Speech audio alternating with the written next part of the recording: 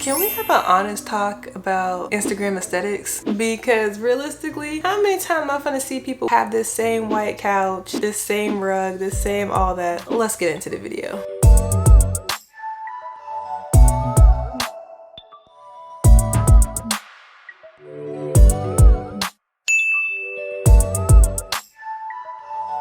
So this video will be broken down in two main topping points. Number one, why is there an Instagram aesthetic? And number two, is it even sustainable? I feel like Instagram used to be a place where it was fun. You could post your pictures, you could see what your friends are doing. It's a messaging app. But now when you go on it, you see the girls, they look the same, they wear the same clothes, they have their feet the same, and it's kind of like a carbon copy of different people. Like, where is the originality at? Where are the everyday girls? Where are the people who just want to have fun? Why is everything an aesthetic? Why am I looking at Photoshop bodies all over Instagram? I mean, this stuff isn't even true. Like, you don't even see it with locks. One day a person's got short hair, the next day they buy lock extensions because they want their hair all the way down. They're not even soapbox. But let's talk about it. Is it men glamorizing these looks, or is it us women just thinking that men want us to look a certain way? I think it's kind of both, because I think that we are in an era now that people can get monetized on their content. They can get monetized on social media. Brands are looking for a certain thing. Let's just take the Kardashians, for example. You look at the Kardashians, they have a certain style, Balenciaga, all the X, Y, and Z, and you're like, okay, well, how can I take that and tailor it down just a little bit so I can get noticed and people want to accept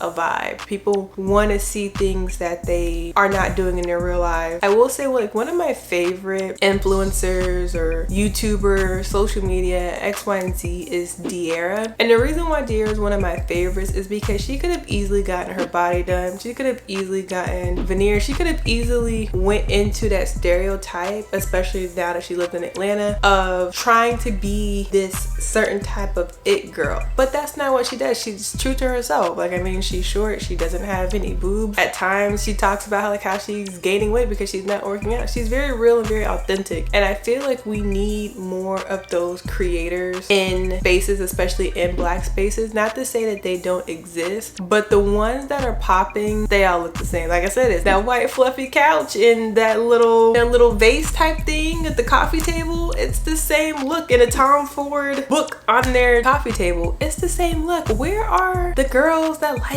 dark? Where are the girls that like color? Like, where are those people? I feel like social media, where they talk about, oh, you need to niche down, you need to niche down, you need to niche down. But in real life, we don't niche. In real life, there are people who have different personalities and different things. For example, me, I like streetwear, but I'm not gonna lie, I love Disney merch. I love wearing Disney clothes. Like, now I'm not one of those people that's gonna dress up full Disney all the time every day and go crazy, but that is one of my interests. I don't see how we have to keep niching down so much that we lose track on what a real human individual looks like. And then you got younger girls trying to obtain this certain look. Like, some of these YouTubers or some of these girls I see on Instagram, I thought they were older than me. I'm 27, about to be 28. These girls are looking like they're older than me, but they're only 20, 21, 22. Like, what? But it's this aesthetic. I'm in a different era of where I grew up with social media, and I didn't grow up with social media. I mean, I had a Facebook, I had a MySpace. There was no aesthetic. You was arguing at who was on your top 8, top 10, or whatever it may be. Now we're in this whole thing that, oh, I gotta do it for the gram, I gotta look a certain way for the gram and things of that nature. I'll look up a restaurant on Instagram, and before I can see pictures of the place, I'm looking at girls posing in front of the restaurant, or girls posing this way, or guys. I'm like, where the food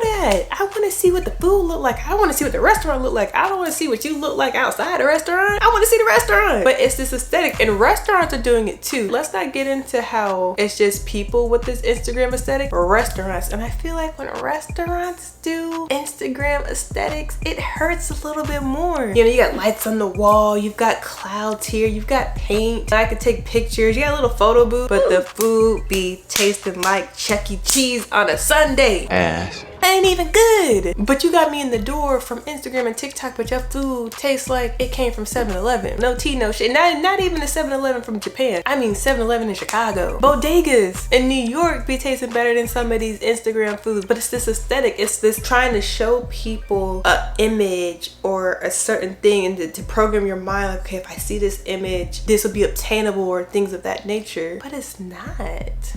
Okay, now we are on the second talking point, which is it even sustainable?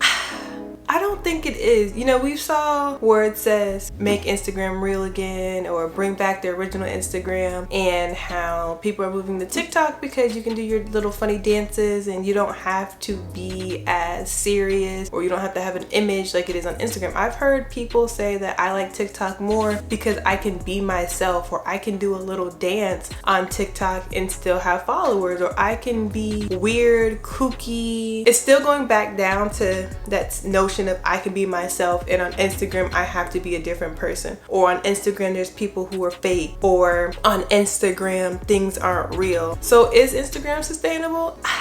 I think that is an answer that it depends on how you're looking at Instagram. I use Instagram completely different now than what I did maybe 6 months ago. I use Instagram more as WhatsApp, like I use it to message people. I use it to look at people's stories, just check in on people. Rarely do I go on the feeds too much now these days, just because I'm trying not to be on Instagram as much, because it does take up a lot of time if you're trying to look through stories and X, Y, and Z. Or if I want to get into pop culture, I will go on Instagram, because Twitter, is it a safe space? Is it not? That's a video for another day. You can comment below if you still think that Twitter is a good place that you can just relay your thoughts, so you can catch up on the news. I think certain Instagram vlogs for pop culture, I think at this point Instagram is a little bit better if you're trying to figure out what rappers are doing, if you're trying to figure out what other people are doing, since you don't have to be on Twitter all day. They're on Twitter, so they just copy what's on Twitter and put it on Instagram. Twitter, now that Elon Musk has taken over, it's not the same Twitter as it was before, so I don't know if Twitter is going to be Twitter 6 months, a year from now, even 2 years. Is Twitter going to be that way? Instagram, you know, they're trying to be better. They're trying to block certain stuff. I mean, I know that, for example, my husband's Instagram, it's a lot of violence on there. It's a lot of things that you really wouldn't want to see on a day-to-day. So Instagram is trying to do a way that they can filter out things. They try to filter out misinformation. They'll put on there like, hey, this thing isn't accurate, or how certain places they're trying to ban things, or now that if there's an ad, you have to let people know there's an ad. That was a hard debate. There was a legal battle for it, so that's why now anytime you see something and it says, oh,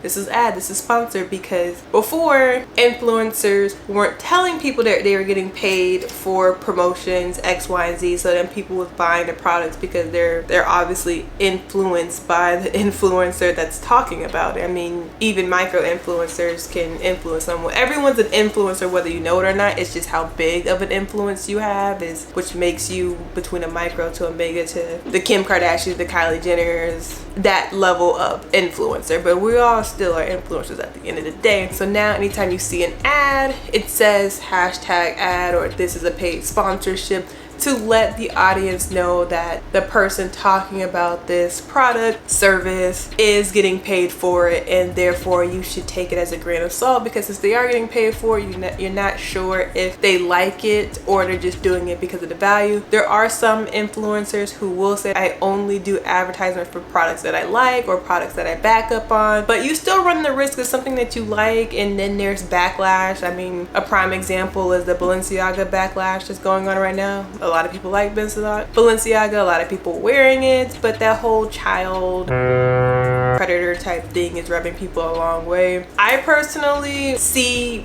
both sides, and when I say both sides, not to the point where it's okay for a child stuff like that. No, that's never okay, but maybe it's the attorney in me. I can see it both ways, and I'm still trying to wrap my mind about what they did was wrong, and I'm trying to like be really careful of how I'm saying this, because y'all ain't finna cancel me over an opinion, and that's another thing that's what's wrong with people is cancel culture. That's another video. The legal documents in the photo shoots was wrong. The teddy bears in bondage, I think that's pushing it. I'm not gonna lie, I think niggas pushing it when I saw it. I didn't see it, maybe because I have a clean mind and I don't think BMS or whatever it's called automatically. Like, I just thought that it was an edgy teddy bear. Like, if I'm ignorant, tell me in the comments if I was ignorant on that one. But I just saw it as just a teddy bear looking like Kiss. Like, I didn't see any correlation of the teddy bear is supposed to represent the child in that setting. I didn't see that, and I feel like that maybe that's a problem in itself, is why our culture in the United States is so sexualized. There's so much violence. It's so much that there's no innocence anymore. I saw it as a teddy bear. Like I said, the legal documents, no. Why would you even have legal documents? So one could argue that you have those there to make sure that that wasn't child pornography, and you guys forgot to take it out of the shoot. That's honestly my thought process on why they were there, is that they're like, oh, okay, we have this concept. Maybe internally the photographer, whoever was doing it, is like, oh, I'm into that, but let me make sure that this is not what that is, but let's look up some case law on it just to make sure we cover our backs. And it was laying there and they forgot to take it out. This is what I think, my own legal opinion. I think what they was that they had this concept that they wanted the children in there, and they wanted this to be like this hard edge, because you are seeing that trend now with leather and metal and things of that nature, but they didn't want to put it on the kids because they're like, okay, if we put it on the kids, that's too borderline, so maybe let's put it on the dolls and the teddy bears, but let's see to make sure that that's not violating any rules, or if that can come across as child. And guess what? You blew it. They had the team of lawyers, legal, whatever, look it over, and they gave those documents to the people on set. Maybe they read them and either they forgot to take them out, or they thought putting them there would lower the risk that it would be associated with that. Like I said, that's just my thought process on it. If they truly were trying to pimp out these kids and they were trying to pimp out them kids, I mean, only time will tell. I'm like Charlamagne. I don't get in business I don't afford. I don't wear Balenciaga. I don't buy Balenciaga. If you're black, or just even in general, there are so many great black designers in these luxury spaces that the stuff is amazing. The quality is good. Prada, Balenciaga, all of them are not giving you the quality that they were 10, 20 years ago. They're not. But at least with these black luxury designers, they're gonna give you quality, because especially that they're new, they're more transparent. Why are we giving all these money to colonizers, where especially when you're black, they've told you time and time again that they don't care about you. There's so much racism in fashion that people like to slide over, but when you talk about other stuff, it gets promoted. But no tea, no shade. I'm just saying.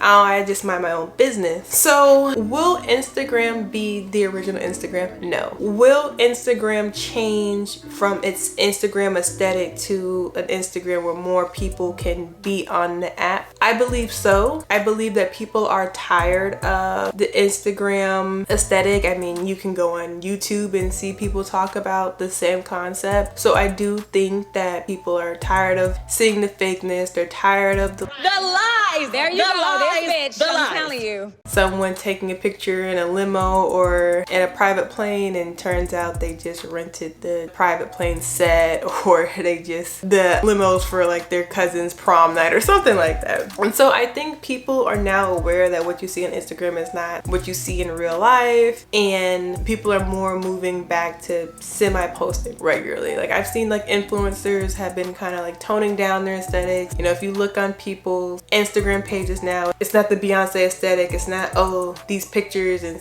filler's face. They're regular pictures, they're regular videos, reels, all that. I think with reels allows Instagram not to have that aesthetic anymore. And I think number one, competing with TikTok, but number two, trying to get out of that, oh, I don't like Instagram. Instagram's not real. Well, okay, we'll make it real if we'll add reels. So I do think that Instagram is changing. I feel like if they continue to do changes that benefit the consumer, not the advertisers, I think Instagram could be in a better place. If they just give the people what they want by chronological order, they would be in a better place. I believe that TikTok and YouTube is the future. I still think Instagram is going to be an app that people will go on. I think Instagram might move on to a messaging app, kind of like how Facebook is. It's more messaging, keeping up with people. You know, you see advertisements. So I see Instagram moving to that shift towards Facebook, unless they come out with with something that's different, because as of right now, they've just been copying things. Stories, they copied stories from Snapchat and killed Snapchat. They thought they could do the same with Reels, but TikTok is doing better than Reels.